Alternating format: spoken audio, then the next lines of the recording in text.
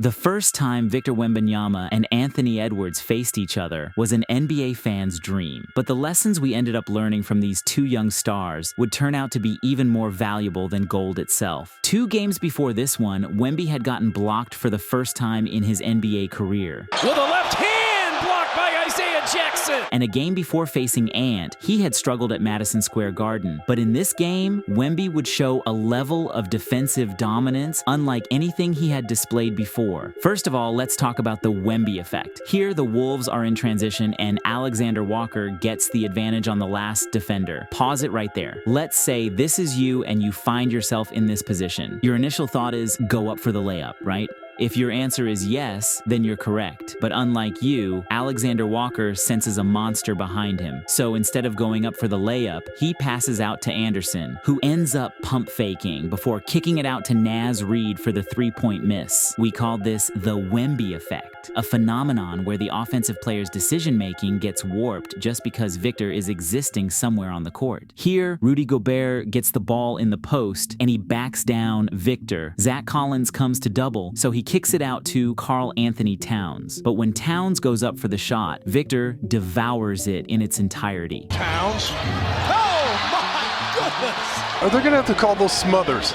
It's not even a block anymore. I mean, just destroyed that ball.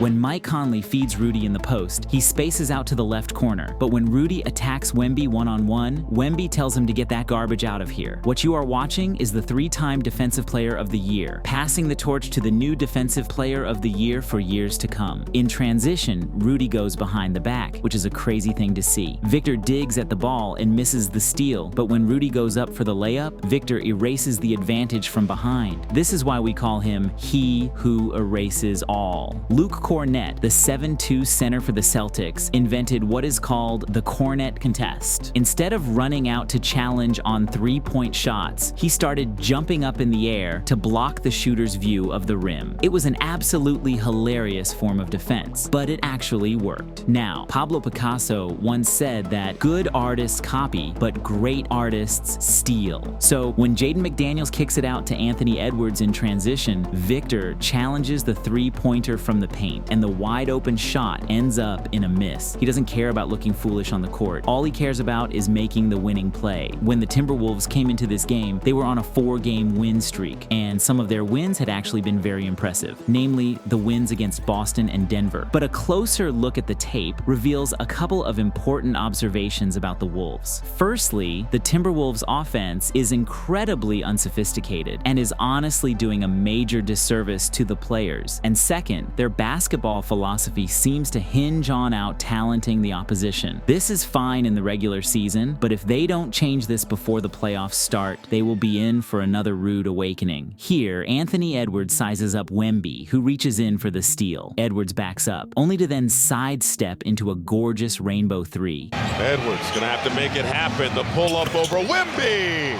Money.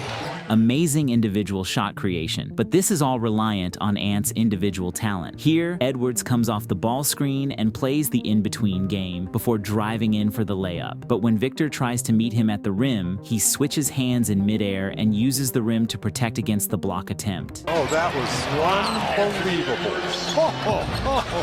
Coming off the double drag, Rudy slips, which draws Wemby. Now it's mano a mano. So Ant attacks left and then spins into the Kobe-like fadeaway jumper. This is the majority of the Wolves' offense. One-on-one, my man can beat your man type offense. And it's impressive, but also really sad to see. The most egregious example of this is this play. Ant comes off the ball screen from Rudy and is facing a double team at the top of the key. Pause it right there. On the left wing is McDaniels, who is shooting 42% from 3. But instead of passing to McDaniels, Ant takes the contested 3-over-2 defenders that ends up missing only to be saved by, guess who, McDaniels on the putback. But whilst Anthony Edwards and the Timberwolves have to move mountains for every bucket, the Spurs prioritize creating easy offense. Here, Zach Collins sets the ball screen, but Devin Vassell rejects it. However, when Devin touches the paint, he gets stuck, so Victor lifts to offer him the passing angle. And when he gets the ball with downhill momentum, it's a left-handed thunderous rack attack. Devin